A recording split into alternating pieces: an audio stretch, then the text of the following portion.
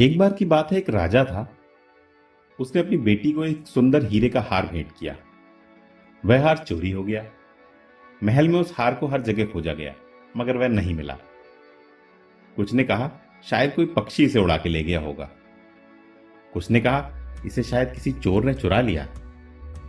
राजा ने सभी को इसकी खोज के लिए भेजा और कहा जो कोई इसे खोजेगा उसे 50,000 सोने के सिक्कों का इनाम मिलेगा। एक दिन राजा का एक मंत्री नदी के किनारे किनारे अपने घर की तरफ जा रहा था। रास्ते में एक जगह जहां शहर का सारा कूड़ा फेंका जाता था, नदी बहुत गंदी और बदबूदार थी। वह नदी के किनारे चलता जा रहा था। तभी उसने नदी में कुछ झिलमिलाता हुआ देखा, और जब उसने ध्यान से देखा तो वहां उसे हीरों का हार दिखाई दिया। उसे फौरन इनाम की याद आई। उसने कोशिश करने का फैसला किया। उसने गंदी काई भरी नदी में अपना हाथ डाला और हार को पकड़ लिया।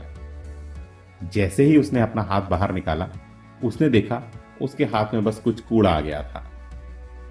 उसने ध्यान से फिर देखा, हार अभी भी वहीं था। इस बार वह नदी में स्वयं उतर गया और उसने अपनी पूरी बाह उस गंदे पानी में डाल दी।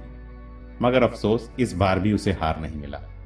वह निराश होकर नदी से बाहर निकलने लगा, लेकिन उसने हार को फिर से वहीं देखा। इस बार उसने निश्चित किया कि कुछ भी हो जाए मैं हार निकाल के रहूंगा, और उसने नदी में डुबकी लगाने का फैसला किया। हालांकि नदी बहुत गंदी थी, बदबूदार थी, काई से और कूड़े से भरी हुई थी, मगर फिर भी उसने नदी में डुबकी लगा दी। उसका पूरा शरीर गंदा हो गया।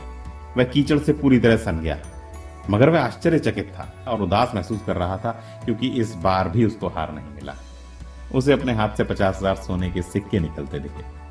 वह निराश होकर नदी के किनारे बैठ गया। पास से ही एक साधु गुजर रहा था। उसने देखा तो उसने पूछा, भाई क्या मामला है, क्या हुआ है?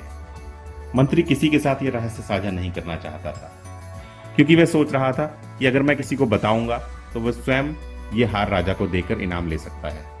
मगर वह साधु साफ देख सकता था कि यह आदमी बहुत परेशान है। साधु ने फिर बड़े प्यार से मंत्री से पूछा, बताओ भाई क्या बात है, और मैं वादा करता हूं इसके बारे में किसी को नहीं बताऊंगा। इस बार मंत्री ने कुछ साहस किया और उसे साधु पर कुछ विश्वास हुआ। उसने हार के बारे में बताया और यह भी बताया कि उसने कैसे 3 बार कोशिश की मगर असफल रहा। साधु ने कहा, शायद तुम्हें ऊपर देखने की कोशिश करनी चाहिए। गंदी नदी के बजाय पेड़ों की शाखाओं की तरफ देखो।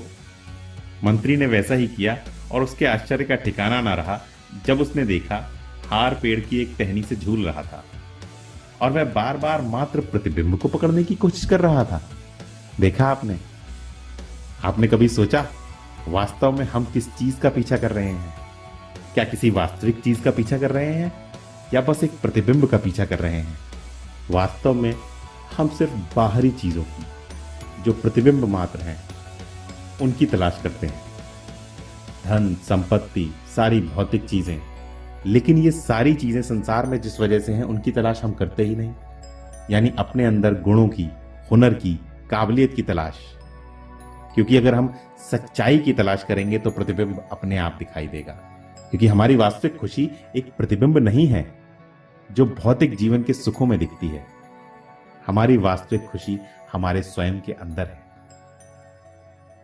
आशा है आपको यह कहानी अच्छी लगी होगी, और एक बार आप भी सोचें कि आप किसी वास्तविक चीज का पीछा कर रहे हैं या प्रतिबिंब का पीछा कर रहे हैं।